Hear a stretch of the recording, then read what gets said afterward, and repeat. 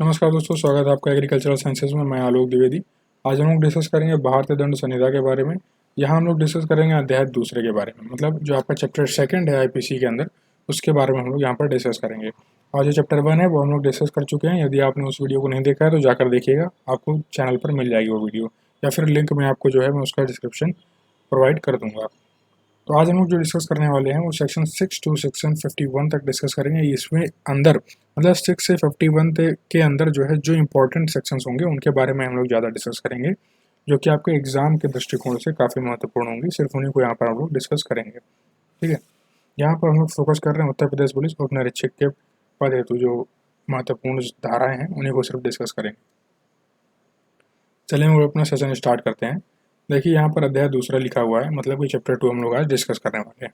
तो चैप्टर 2 में क्या वर्णित किया गया है, यूँ कहें कि क्या उपबंधित है। तो सेक्शन जो 2 है इसके अंदर आपकी धारा 6 से 51 तक आती हैं। मतलब सेक्शन 6 टू सेक्शन 51 तक कहाँ दिया हुआ है, चैप्टर 2 में दिया हुआ है।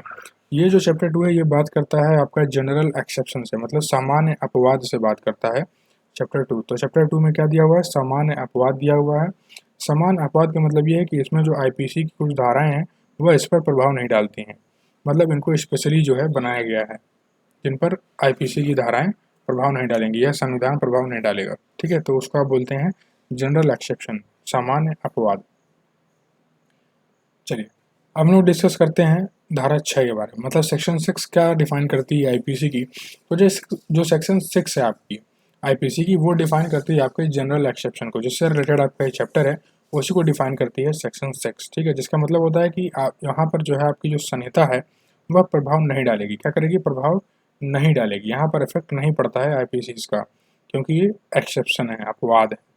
मान लीजिए कि कोई अपराध किया गया, किसके द्वारा, 7 वर्ष की कम आयु के किसी बालक द्वारा या मानव द्वारा कोई अपराध किया गया, तो हमारी आईपीसी में यह बोला गया है कि वह अपराध नहीं माना जाएगा। क्यों? क्योंकि वह 7 वर्ष की कम आयु के बालक द्वारा किया गया है और वह इतना नहीं जानता है कि यह कोई अपराध है और इसके लिए उसको दंड दिया जा सकता है। यह इस बात से वह बालक अभिन्न है, क्या है, अनभिज्ञ है, इसलिए उसको अपराधी नहीं माना जाएगा। और दूसरा जो कारण है वो यह है कि मानसिक स्थिति में जो है उसकी परिपक्वता अभी नहीं आई हुई है, तो इस वजह से भी जो है उसको अपराधी नहीं माना जाएगा। तो इसलिए जो है सामान्य अपवाद को यहाँ पर डिफाइन किया गया है धारा 6 में। और धारा 6 के अंदर मैंने उदाहरण स्वरूप आपको जो है बताया एक एग्जाम्पल, तो आप इसे समझ गए होंगे सामान्य अपवाद किस चीज़ से संबंधित है।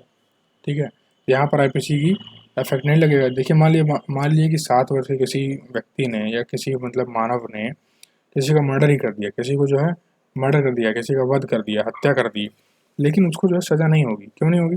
क्योंकि वह 7 वर्ष से कम आयु का है, और जो भी 7 वर्ष से कम आयु का है यदि वो क्राइम करता है तो उसको अपराधी नहीं माना जाता है। देखिए सेक्शन 8 में क्या डिफाइंड है।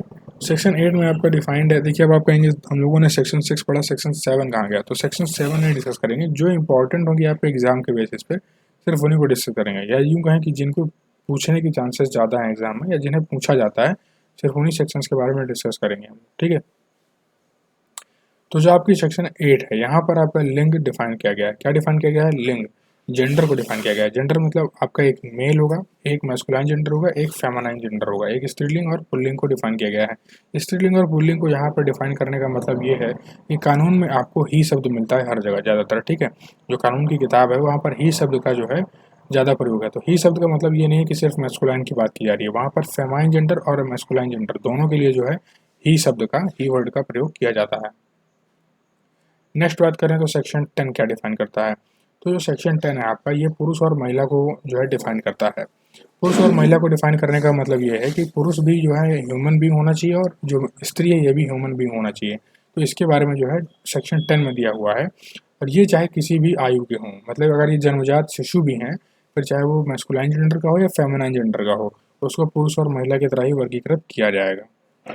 ठीक है, अब जैसे मान लीजिए इससे रिलेटेड एक इम्पॉर्टेंट केस है, जैसे कि आपका एम्पायर वर्सेस सटिया महादेव।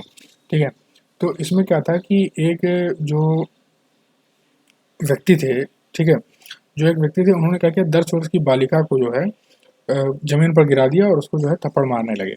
ठीक है, तो थप्पड़ मारने लगे तो पहले क्या हुआ कि केस ने इनको जो है धारा 352 के तहत अपराधी माना। जो धारा 352 क्या कहती है, साधारण प्रहार। तो साधारण प्रहार के करने के तहत इनको जो है दंडनीय अपराध दिया गया, इनको अपराधी माना गया। सेक्शन 352 का। लेकिन फिर बाद में जो है जब बेंच बैठाई गई और जब लोगों ने इसके ऊपर चर्चा की, तब इनको जो है कहा गया कि भाई देखिए, भले वो 10 वर्ष की बालिका थी, लेकिन है तो स्त्री, लेकिन है तो क्या, फेमिनाइन, है तो फीमेल। तो उसकी जो है लज्जा भी भंग हुई है। क्या हुई है? उसकी लज्जा भंग हुई है, उसकी मर्यादा जो है भंग हुई है। तो जब मर्यादा भंग हुई है तो उसको साधारण प्रहार का जो है दंडनीय अपराधी नहीं माना जाएगा। उसको जो है धारा 354 सेक्शन 354 का अपराधी माना जाएगा, क्योंकि उसने क्या किया है, एक महिला की इज्जत, या यूँ कहें कि लज्जा को भंग किया है। ठीक है, ये परिहार नहीं प्रहार होगा, आप इसको समझ सकते हैं। वो लिखते वक्त जो है थोड़ा सा टाइपिंग में मिस्टेक हो जाती है, तो इतना तो आप जो है इग्नोर करिए, आप समझ सकते हैं खुद ही। देखिए जो सेक्शन 11 है, इसमें जो है व्यक्ति को परिभाषित किया गया है। व्यक्ति मतलब क्या है? व्यक्ति मतलब बॉडी। ठीक है, यहाँ पर क्या है, व्यक्ति का मतलब body. Body in the sense मतलब वो कंपनी हो सकती है, एसोसिएशन हो सकता है, या कोई ऑर्गेनाइजेशन हो सकता है। क्या हो सकता है? ऑर्गेनाइजेशन हो सकता है, इंस्टीट्यूट हो सकता है। तो ये सब सारी चीज़ें कहाँ जो है परिभाषित है, डिफाइंड है, तो सेक्शन 11 में आपके ऑर्गेनाइजेशन, एसोसिएशन और कंपनी जो है डिफाइंड है। ठीक है, तो आई होप आपको क्लियर है सेक्शन 11। सेक्शन 12 में क्या डिफाइंड है? तो सेक्शन 12 में आपका जो लोक शब्द है, क्या है, लोक शब्द है, वो डिफाइंड है। लोक शब्द का मतलब यहाँ पर ये है कि जिसे इंग्लिश में आप एनी क्लास ऑफ पर्सन भी कह सकते हैं, व्यक्ति का कोई भी वर्ग। तो यह कहाँ पर डिफाइंड है? सेक्शन 12 में डिफाइंड है, व्यक्ति का कोई भी वर्ग, any class of person. Next बात करें तो सेक्शन 14 में क्या है? सेक्शन 14 में आपका सरकार के सेवक की जो है परिभाषा दी हुई है। सरकार के सेवक का मतलब होता है सिर्फ और सिर्फ असैन्य अधिकारी, मतलब जैसे कि आईएएस और पीसीएस। वहीं अगर धारा 21 में बात करें, किसमें? धारा 21 में, तो इसमें लोक सेवक की बात परिभाषा दी हुई है। और धारा 21 में सैन्य प्लस असैन्य अधिकारी दोनों ही आ जाते हैं, मतलब आर्म्ड और अनआर्म्ड जो ऑफिसर्स हैं, ये दोनों ही आ जाते हैं। इनके पास जो है दोनों का प्रावधान यहाँ पर दिया हुआ है धारा 21 में, सेक्शन 21 में। ठीक है, तो आई होप आपको क्लियर है कि सेक्शन 14 में क्या है, आईएएस पीसीएस आते हैं जो कि असैन्य अधिकारी हैं, और सेक्शन 21 में आपके सैन्य और असैन्य अधिकारी दोनों ही आ जाते हैं। जो कि सेक्शन 14 है इसमें सरकार के सेवक हैं, और जो सेक्शन 21 है इसमें लोक सेवक हैं। क्या है? लोक सेवक हैं। अब बात करें, देखिए एक और इम्पोर्टेंट तरीका है इसमें याद रखने का कि जो सेक्शन 14 के अंदर सरकार के सेवक है, मतलब ये सेवक इसमें डायरेक्ट किससे लिंक्ड होता है? सरकार से। तो आईएएस पीसीएस डायरेक्ट किससे लिंक्ड होते हैं? चीफ मिनिस्टर से। ठीक है, सरकार से। तो इसलिए जो है सेक्शन 14 में सरकार का सेवक होगा, और एग्जाम्पल में आईएएस पीसीएस होंगे। ठीक है, सेक्शन 17 की बात करें, धारा 17 क्या कहती है? ये सरकार को परिभाषित करती है कि सरकार केंद्र सरकार होगी, राज्य सरकार होंगी, सरकार भारत में हमारे। सेक्शन 22 धारा जो 22 है आपकी, ये आपका डिफाइन करती है जंगम संपत्ति को, मतलब मूवेबल प्रॉपर्टी को डिफाइन करती है। मूवेबल प्रॉपर्टी का मतलब ये हुआ कि हम जिसे एक जगह से दूसरी जगह ले जा सकते हैं, जैसे कि कार हो गई, बाइक हो गया, पैसा हो गया, तो इसे हम एक प्लेस से दूसरी प्लेस पर ले जा सकते हैं। ठीक है, अब जैसे कि लैंड हो गया, जैसे ज़मीन हो गई, तो ज़मीन को हम एक जगह से दूसरी जगह नहीं ले जा सकते, तो वो अचल संपत्ति हुई। क्या हुई? अचल संपत्ति। तो उसको हम जंगम संपत्ति नहीं बोलेंगे। सेक्शन 23 क्या है? सेक्शन 23 में आपका जो है, जो आपकी धारा 23 है, इसमें सदोष लाभ और सदोष हानि की बात की गई है। इसका जो है वर्णन है यहाँ पर धारा 23 में। तो सदोष लाभ और सदोष हानि क्या है, ये मैं आपको बताता हूँ। देखिए, मान लीजिए कि राम ने जो है श्याम की कड़ी चुराई, तो राम को क्या हुआ? सदोष लाभ हुआ, और श्याम क्या हुआ? सदोष हानि हुआ। कैसे सदोष लाभ सदोष हानि? लाभ और हानि समझ में आया, लेकिन सदोष का क्या मतलब है? सदोष का मतलब कि दोष के साथ लाभ हुआ, मतलब इन्होंने अपराध के साथ जो है अपराध किया, फिर उसके बाद इनको लाभ हुआ। ठीक है, और श्याम के साथ क्या हुआ? अपराध हुआ। जिसने अपराध किया, इसने अपराध, इसके साथ अपराध हुआ। ठीक है, तो इसको अपराध होने के बाद इसको हानि हुई, और इसने अपराध किया तो इसको लाभ हुआ, तो इसलिए हम लोग बोलेंगे सदोष लाभ और सदोष हानि। इससे रिलेटेड एक इंपॉर्टेंट केस है जो कि है केएन मेहरा वर्सेस राजस्थान राज्य 1962 है। इसमें क्या हुआ था कि जो आपके एक एयर फोर्स ऑफिसर थे, इन्होंने जो है भारत में एक एयरक्राफ्ट को, भारत के मतलब इंडियन रजिस्टर्ड एयरक्राफ्ट को without permission of air force officer, अपने बिना जो है उच्च अधिकारी के परमिशन के जो है बिना, इन्होंने इस एयरक्राफ्ट को पाकिस्तान में लैंड करा दिया। तो पाकिस्तान को क्या हुआ? पाकिस्तान को सदोष लाभ हुआ। ठीक है, लेकिन भारत को क्या हुआ? सदोष हानि हुई। तो फिर जो है उन जो ऑफिसर को, जो अधिकारी थे जिन्होंने इसको उड़ाकर जो पाकिस्तान ले गए थे और लैंड करा दिए थे वहाँ पर, उन्हें धारा 379 मतलब सेक्शन 379 के तहत अपराध माना गया था under the theft of aircraft. जो सेक्शन आपका 24 है, जो मतलब धारा 24 है आपकी, यहाँ पर डिफाइन है डिसऑनेस्टी, मतलब बेईमानी के बारे में यहाँ पर वर्णन है। बेईमानी का मतलब ये हुआ कि आपको सदोष लाभ भी होना चाहिए, सदोष हानि होनी चाहिए, यह अनिवार्य है। बेईमानी में सदोष लाभ और सदोष हानि होना अनिवार्य है। यदि यह नहीं होता है तो बेईमानी नहीं माना जाएगा, ठीक है। और क्षति पहुँचना जरूरी नहीं है, इसमें इंपॉर्टेंट यह है कि क्षति पहुँचना जरूरी नहीं है। लेकिन सेक्शन जो आपका सेक्शन 25 है, जो आपकी धारा 25 है, लेकिन यहाँ पर क्षति होना पहुँचना बहुत जरूरी है, ठीक है। क्षति पहुँचने का मतलब हुआ कि क्षति आपको जो है मानसिक रूप से भी हो सकती है, ठीक है, शरीर के रूप में, ख्याति के रूप में और संपत्ति के रूप में, इन प्रकार से जो है क्षति आपको हो सकती है। और क्षति का जो है वर्णन किया गया है धारा 44 में। किसमें? धारा 44 में जो है इसका वर्णन किया गया है। तो लेकिन धारा हमने इतनी तो बात कर ली कि क्षति होना जरूरी है और क्षति किन किन प्रकार से हो सकती है, हमने ये देख लिया। लेकिन धारा 25 में क्या दिया है? धारा 25 में दिया है कपटपूर्ण कोई कार्य, मतलब फ्रॉड को जो है परिभाषित किया गया है धारा 25 में। और धारा 24 में बेईमानी है, लेकिन वहां पर क्षति होना जरूरी नहीं था, लेकिन सदोष लाभ और सदोष हानि होगा। लेकिन धारा 25 में क्या है? क्षति होना भी जरूरी है। इससे संबंधित एक इम्पॉर्टेंट केस है जो कि doctor Vimla versus Delhi administration case. इसमें क्या हुआ था कि जो डॉक्टर विमला थे, इन्होंने इंश्योरेंस लिया था, पॉलिसी ली थी किसी निकाय से, जिसमें कि इन्होंने अपना नाम बदल कर पॉलिसी ली थी। इन्होंने क्या किया, जो है उस निकाय के साथ उनकी मर्यादा को भंग किया, ठीक है। उनको क्षति पहुंची मर्यादा के बेसिस पे, उनकी इमेज के बेसिस पे और उनके मनी के बेसिस पे, ठीक है। तो यहाँ पर सदोष लाभ और सदोष हानि भी हो रहा है और क्षति भी हो रही है, तो इसलिए इसको धारा 25 के तहत माना किया जाएगा, इसको कैटेगराइज अंडर सेक्शन 25 किया जाएगा। नेक्स्ट बात करें तो सेक्शन 29 क्या है? यहाँ पर डॉक्यूमेंट्स की बात की गई है। डॉक्यूमेंट्स मतलब जैसे कि बैंक का चेक हो गया, पावर ऑफ अटर्नी हो गई, या मैप हो गया किसी लैंड का या अपने इंडिया का, उसे हम लोग बोलेंगे सेक्शन 29 के तहत वो डॉक्यूमेंट है। मतलब डॉक्यूमेंट को कहाँ परिभाषित किया गया है? सेक्शन 29 में। सेक्शन 29 में ए में आपका जो है इलेक्ट्रॉनिक रिकॉर्ड को परिभाषित किया गया है। सेक्शन 29 में आपका डॉक्यूमेंट्स था, सेक्शन 29 ए में आपका इलेक्ट्रॉनिक रिकॉर्ड है, जो कि IT एक्ट 2000 के तहत उपबंधित है। इलेक्ट्रॉनिक ऑडियो या वीडियो कुछ भी हो सकता है, उसे आप इलेक्ट्रॉनिक रिकॉर्ड या इलेक्ट्रॉनिक डॉक्यूमेंट बोलेंगे, ठीक है। सेक्शन 29 ए में ये आपका डिफाइंड है।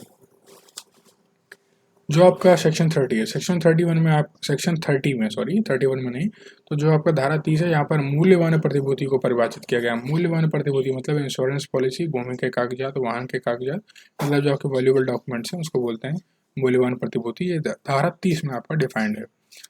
सेक्शन 34 की बात करें तो सेक्शन 34 काफ़ी इंपॉर्टेंट है। यहाँ पर सामान्य आशय की बात की गई है। सामान्य आशय मतलब ये है कि मान लीजिए आप जो है 5 लोगों का एक समूह बनाते हैं और किसी व्यक्ति को जो है मारने जाते हैं। मतलब मान लीजिए 5 व्यक्ति का आपने समूह बनाया और किसी छठवें व्यक्ति, मतलब मान लीजिए कोई श्याम है, तो आप उसको मारने आते हैं। तो श्याम को यदि आप मारने आते हैं और पाँचों का इरादा है कि उसका मर्डर करना है, तो जो दंड दिया जाएगा वो पाँचों को बराबर दिया जाएगा।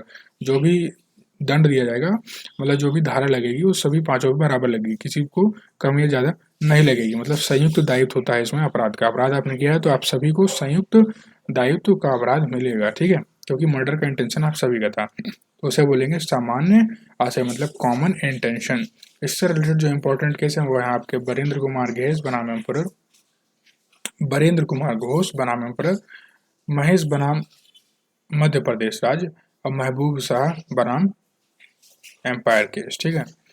तो Virendra Kumar versus emperor, Mahendra versus MP Raj और Mehboob Shah versus emperor case, ठीक है। तो इस चीज जो है आपको याद रखना है धारा 34 से। जो सेक्शन 35 है, जो आपकी धारा 35 है, इसमें सिमिलर इंटेंशन की बात की गई है। किसमें? देखिए हमने सेक्शन 34 में पढ़ा कि सामान्य आशय था, यहाँ पर क्या है? समान आशय है, सिमिलर इंटेंशन है। मतलब यहाँ पर व्यक्तिगत धारा लगती है। मतलब मान लीजिए 5 व्यक्ति किसी को मारने जा रहे थे शाम को, जैसे हमने पीछे एग्जाम्पल लिया था, तो इसमें 5 व्यक्ति थे, तो 5 व्यक्ति में एक व्यक्ति का मन था कि मर्डर कर दें, एक व्यक्ति का मन था कि गाली गलौज कराएंगे, तीसरे व्यक्ति का मन था कि चांटा मारेंगे, चौथे का मन था कि इसको जो है इसके बाल नोच लेंगे, पांचवें का मन था कि इसको जो है गिरा के भागाएंगे, ठीक है। तो इनमें पांचों का जो इंटेंशन था, जो इरादा था, अलग अलग था। तो इनके इरादों के हिसाब से इनको अपराध मिलेगा, ठीक है। इनको इरादों के हिसाब से इनको व्यक्तिगत धारा इन पर लगाई जाएगी। तो ये बात कहाँ की गई है? ये बात की गई धारा 35 में। और धारा 34 में कहा गया था कि सामान्य से, मतलब वहां पर पांचों को एक बराबर जो है सजा दी जाएगी, ठीक है। धारा 34 में एक और एग्जांपल समझिए। मान लीजिए कि जो है आप किसी जो है स्थान पर मर्डर हो रहा है, ठीक है, किसी स्थान पर मर्डर हो रहा है और आप उसी जो है वहीं पर खड़े हुए हैं, ठीक है, वहीं पर खड़े हैं, तो उसी को आप उस मर्डर को, उस कृत्य को होते हुए आप देख रहे हैं। तो यदि जो है, अगर आप भी, यदि पुलिस ने जो है यह साबित कर दिया कि आपका भी जो आशय था, ठीक है, जो इरादा था वो भी मर्डर करने का ही था, इस वजह से आप वहाँ पर उपस्थित थे, तो यदि आप ये करने में असक्षम हुए, मतलब आप ये प्रूफ नहीं कर पाए कि हमारा आशय नहीं था, मैं तो सिर्फ जो है देख रहा था कि मर्डर हो रहा है, तो इस वजह से मैं रुक गया, देखने लगा, बाकी मेरा ऐसा कोई आशय नहीं था कि मैं उसको जो है मर्डर करूँगा। तो यदि आप यह सिद्ध नहीं कर पाए तो आप भी अपराधी माने जाएंगे, ठीक है, आप भी 307 के तहत जो है दंडनीय होंगे। तो इसलिए जो है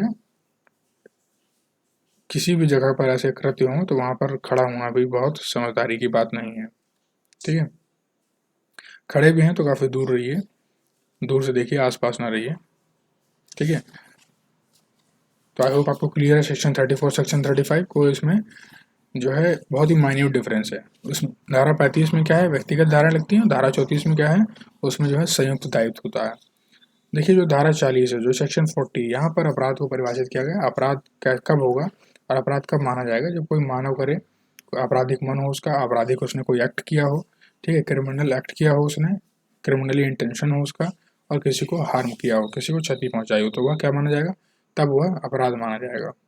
सेक्शन 41 में क्या डिफाइंड है, सेक्शन 41 में स्पेशल प्रोविजन डिफाइंड है, जैसे कि SC ST एक्ट 1989 का, मतलब कि किसी एक विशेष वर्ग को जो है विशेष विधि द्वारा लाभ पहुंचाया जाए, तो या लाभ पहुंचाया जाए या कोई विधि को जो है स्थापित किया जाए, तो उसे हम बोलेंगे विशेष विधि, और ये आपके सेक्शन 41 में जो है डिफाइंड है। सेक्शन 42 में आपका लोकल लॉ से जो है संबंधित प्रावधान है। यहाँ पर लोकल लॉ की बात की गई, स्थानीय विधि की बात की गई, जैसे कि जम्मू कश्मीर में स्थानीय विधि है आफस्पा कानून, मतलब armed force special provision act, ठीक है। तो वहाँ पर क्या है, इस एक्ट के तहत जो है वहाँ के जो सैन्य बल हैं, जो वहाँ की फोर्सेस हैं, वह किसी को भी शक के निगाह पर उनको अरेस्ट कर सकती हैं और शूट भी कर सकती हैं, शूट ऑन साइड कर सकती हैं, शक के निगाह पे सिर्फ, ठीक है। तो यह जो है पावर दी गई है वहाँ के फोर्सेस को। तो ये एग्जाम्पल हुआ आपका स्थानीय विधि का, लोकल लॉ का। यूपी में जैसे कि यूपी को का कानून है, मध्य प्रदेश में MP को का कानून है, तो ये सब क्या है, स्थानीय विधि के उदाहरण है।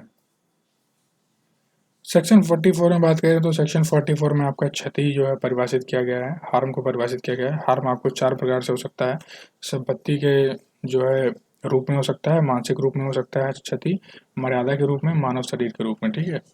इस प्रकार से आपको क्षति पहुंचाई जा सकती है। जो सेक्शन 50 है, ये आज आपकी लास्ट सेक्शन है। सेक्शन 50 में आपका जो है धारा परिभाषित है, ये धारा क्या होगी, यह आपकी सेक्शन 50 में डिफाइंड है। तो आई होप आपको सारी सेक्शन समझ में आ गए हैं, कहीं कोई सेक्शन में डाउट नहीं है। कोई सेक्शन में डाउट है तो आप कमेंट सेक्शन में पूछ सकते हैं, कोई भी क्वेरी है तो। और जो चैप्टर 1 की जो वीडियो है वो मैं आपको जो है डिस्क्रिप्शन बॉक्स में लिंक उसका प्रोवाइड कर दूंगा। इसी तरीके से लगे रहिए, चैनल को सब्सक्राइब कर लीजिए, पढ़ते रहिए, बेल आइकन को टाइप कर लीजिएगा, जिससे आपको नोटिफिकेशन या न्यू अपडेट्स वीडियोज़ के मिलते रहें, कोई भी वीडियो आप मिस आउट ना करें। तो थैंक यू गाइज, जय हिंद, जय भारत।